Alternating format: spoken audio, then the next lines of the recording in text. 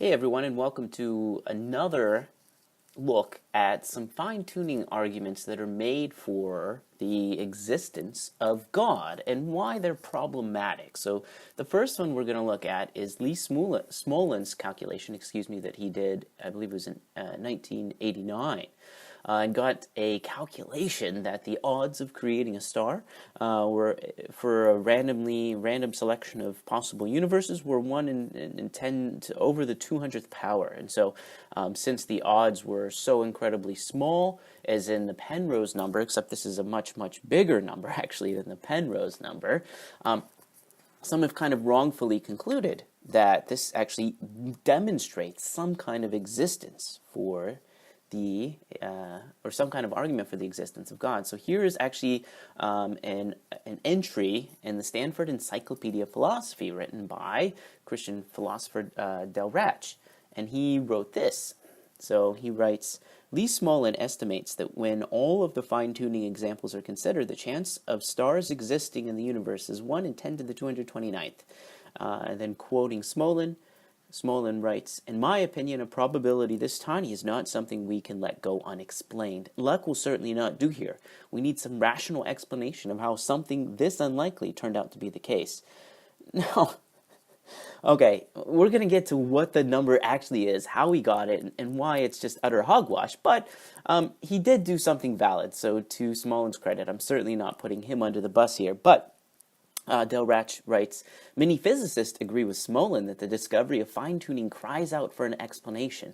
One explanation is that the universe appears to be fine-tuned for the existence of life because it literally has been constructed for life by an intelligent agent. Now, maybe that is ultimately the case. That's not what I'm trying to argue or not argue here. I'm just simply saying that Smolin, in his actual calculation, I want to look at how we get this and why this should never, ever be an academic article that appears in the Stanford Encyclopedia of Philosophy. I mean, certainly this is the type of argument, and that's what they're outlining, that people make.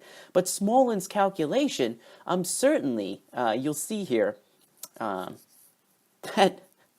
yes, we need some rational explanation of how he got 1 in 10 to the 229th, but he completely made up what possibilities he thought could exist. So we'll get that first. But again, whenever I hear these types of numbers, or if I see something, a very big number pop up in apologetics, typically it means that somebody is misunderstanding something, or not properly understanding what an actual cosmologist or scientist is arguing for. As in the case of the Penrose number, that one simply was demonstrating and virtually proving that gravity was doing nothing in the early universe, which, if it was, we know for a fact that it wasn't, because the universe didn't collapse into a black hole. We know that space-time, again, was perfectly smooth, and that's basically all the Penrose's number, again, actually proved. But yet, it's been taken out of context and thrown around. It's been thrown in many people's faces as proof of God. So here's evolution news. I don't want to say that they're experts in misunderstanding science, but they certainly can do that. This particular article appeared February of 2018. It was liked almost 1,000 times. Not a huge number of likes, of course, but they also mentioned that nice quote from Smolin. And so basically, of course, what they're thinking about and suggesting is that this demands an explanation. And then Evolution News, the Intelligent Design / Discovery Institute think tank, basically is subtly hinting that the explanation is actually God. So what did Smolin actually do? Well, thankfully, Smolin actually tells us exactly how he gets his number. So this is on page 45, writing, let's see here, probability. We should ask just how probable it is that a universe created by randomly choosing the parameters will contain stars. Given what we've already said, it is simple to estimate this probability. For those readers who are interested, the arithmetic is in the notes. The answer in round numbers comes out to about 1 chance in 10 to the 229th. Okay, well, let's go to the notes, because I'm very interested. So, for the interested reader, he writes, I now sketch the calculation of the probability that a universe with randomly chosen values of the parameters of the standard model will have stars that live for billions of years. we may begin with the 6 masses involved: the Planck mass, the masses of the 4 stable particles, and the mass associated with the cosmological constant.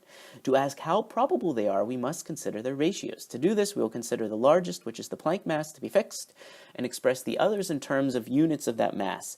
Each of the others is then some number between 0 and 1. Let us assume God created the universe by throwing dice, and so chose these numbers randomly. Okay, well, that's certainly fine and dandy. So, he goes through and there is some legitimacy, of course, to his calculation. But certainly, he basically tells us that he assumed that these various masses could vary between 0 and 1 relative to the Planck mass. Now, anyone could ask, why 0 and 1? Why can't it be bigger? Why can't it be smaller? And then do all possible values between 0 and 1 have the same odds? Well, he just assumes that they do.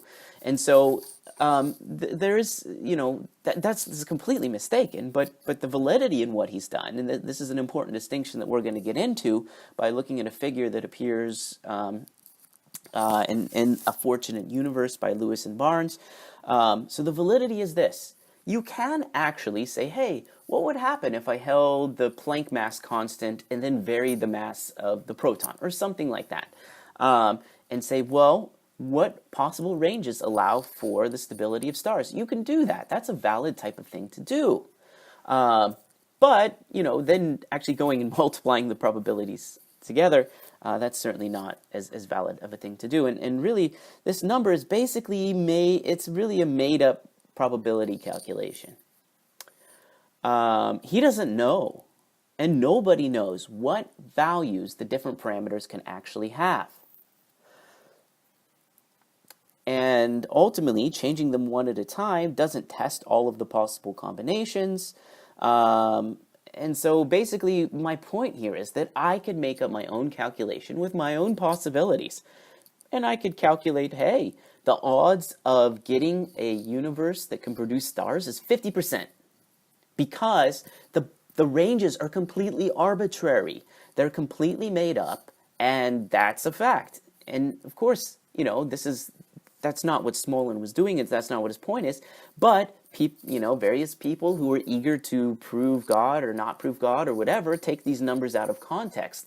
And what he was doing was asking, hey, what ranges can these values take to produce stars? That's certainly valid. But what's not valid is making a probability and saying the odds of getting a universe like ours were 1 part in 10 to the 229th. That is not a valid calculation at all, because nobody knows what values those constants can actually take. All right, so let's look at the next one. Here's another one. This is another star formation calculation, and this one, I first came across it when I was reading through Fortunate Universe by Lewis and Barnes. And so are we in a really narrow window of star formation or not? Well, the answer is it depends on what you want your argument to be, I guess. So this is important to kind of walk through this. So here's one of the original figures featured in a paper by Adams et al. In 2008. And the figure appears reproduced in Barnes and Lewis and Barnes in their 2016 book. So basically, if you look at this figure, there's a little triangle in the middle, and that represents the our universe. So on the x-axis, that's the fine structure constant that helps govern how strong electromagnetism is and whatnot. And then the y-axis represents how strong gravity is. So basically, you could pause and read the words if you want, or you could just listen.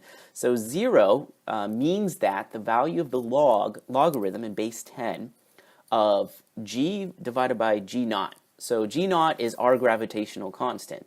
And if you go up the y-axis, what the numbers represent, so if you just go all the way up to 10, for example, on the y-axis, that means that the log in base 10 of g divided by our gravitational constant is 10. So because it's on a log-based scale, that virtually means that the very, very top of the graph represents a gravitational constant that is 10 billion times larger than our gravitational constant. And then the bottom, minus 10, on a log-based scale represents that they're just sampling and changing g around such that it's 10 billion times smaller. Okay? So, and then the region below the curve where our little triangle is located, don't worry about the dashes right now, but just go with the solid line, if you will. That represents regions where star formation is stable. So basically, if you were to go to the little triangle and you go down, you can actually get stars, even if you hold the fine structure constant and you make gravity 10 billion times weaker, you can still make stars. And so that's kind of what that particular graph is saying. But this graph, it's certainly valid in one sense, but the invalid part is what happens with the graph after it's made. Because this is legitimate. You can vary the gravitational constant, you can vary the fine structure constant compared to what it is, and ask, will stars be stable? That's a perfectly valid thing to do in theoretical cosmology. But Adams notes in the actual original paper that the region below represents 25% of the graph. And there was a perfectly fine rebuttal by Luke Barnes on his particular blog, and there's a link to it there. I'll put a link in the description. And so Barnes says, hey, you could have made the y-axis go up to 39 instead of 10. After all, gravity is about 10 to the 39th or 10 to the 40th times stronger than weaker than the electromagnetic force. So why not say, let it go up to as strong as the electromagnetic force and see what happens? And so Barnes said, hey, there's nothing that can stop me from changing how high the y-axis goes. And he's absolutely right. If you make the y-axis go up to 39 instead of 10, that would change the probability of getting a universe like ours in this parameter space scan from 25% down to 9%. Very suspicious. And then he said, well, if you put it on a non-log plot, then this region actually gets shrunk to 1 part in 10 to the 35th. That's what he writes in his book with Lewis. And he's absolutely right. You could plot it that way. You could make, but I hope you can see perhaps the difficulty in where this is going. And certainly Adams noting that it's 25% of the graph is accurate. But then to say after that our universe had a 25% chance of forming stars is misleading. Because what I can say is, hey, this graph, it should only go from -1 to 1. And you can't prove me wrong. Because I think in all of the possible universes that it could be, the gravitational constant can only be a factor of 10 smaller or bigger. And the fine structure constant can only be a factor of 10 smaller or bigger, which would shrink this whole thing down to this little narrow region here. And hey, then that means the odds of our universe become like 99.99%, and it's virtually guaranteed that you'll get a universe that can make stars, and this amazing fine-tuning argument is completely out the window. So thankfully, Barnes leaves us with a helpful distinction on his particular blog article, noting there's a difference between two questions. The first is, what range of the fundamental constants is life permitting? And then the second question, it's different, but the difference is really, really important. What is the probability that a universe chosen at random from the range of possible universes will fall in the life-permitting range?